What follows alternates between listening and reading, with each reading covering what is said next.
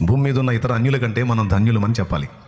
ఎందుకు ధన్యులమంటే, మనకంటే చదువుకున్న వాళ్ళు, సంపన్నులు, జ్ఞానవంతులు, గొప్ప వంశపు వాళ్ళు, పేరు ప్రఖ్యాతులు గాంచిన వాళ్ళకి యేసు తెలియదు. తమ సృష్టికర్త తమకు తెలియదు.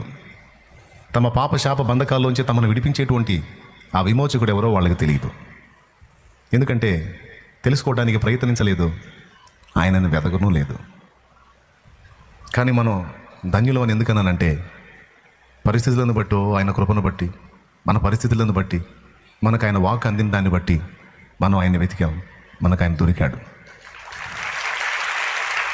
ఈరోజు కోట్ల రూపాయల ఐశ్వర్యం మనకు లేకపోయినా, కేజీల కొద్ది వెండి బంగారాలు మనకు లేకపోయినా, ఇంకో టైపులో చెప్పాలంటే ధన కనక వస్తు వాహనాదులు మనకు లేకపోయినా, వందల కొద్ది ఎకరాల పొలాలు లేకపోయినా, అపార్ట్మెంట్లు లేకపోయినా, ఏ డిపార్ట్మెంట్లో ఉద్యోగం లేకపోయినా, స్తోత్రం, యేసును కనుగొన్న మనం ధన్యులం. యేసును కలుసుకున్న మనం, యేసును తెలుసుకున్న మనం ధన్యులం, ధన్యులం, ధన్యులం.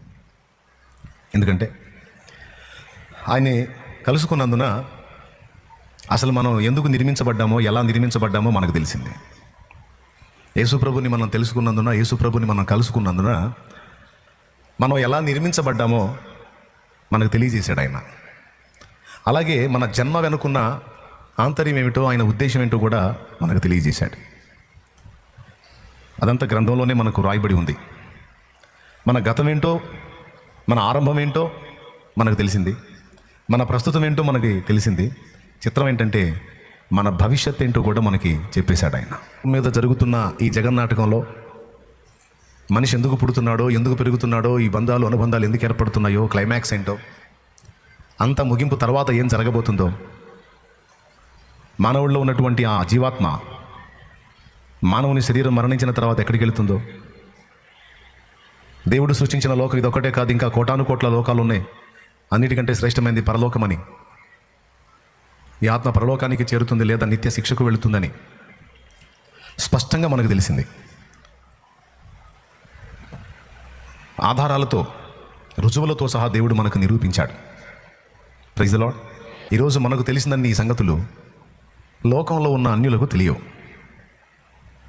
కొంతమంది అనుకుంటారు, చచ్చిపోయిన తర్వాత మళ్ళీ ఏమైంది మనిషి జీవితం అంటే. నా చిన్నప్పుడు పెద్దవాళ్ళని అడిగాను నేను. నా ఫ్రెండ్స్ అంతా ముసలోళ్ళే, చిన్నప్పటి నుంచి ముసలోళ్ళతోనే ఫ్రెండ్షిప్. ఓ తాతని అడిగాను, తాతయ్య మనం చచ్చిపోతే ఎక్కడికి వెళ్తాం తాతయ్య అంటే, ఎక్కడికి వెళ్ళేది ఏందిరా, మట్టి మట్టిలో కలిసిది, గాలి గాలిలో కలిసిద్ది అన్నాడు. ఇంకో తాతయ్యని అడిగాను, తాతయ్య మనం చచ్చిపోతే ఎక్కడికి పోతామంటే, పాపం చేసినోడు పంది కడుపును పుడతాడు రా మళ్ళీ.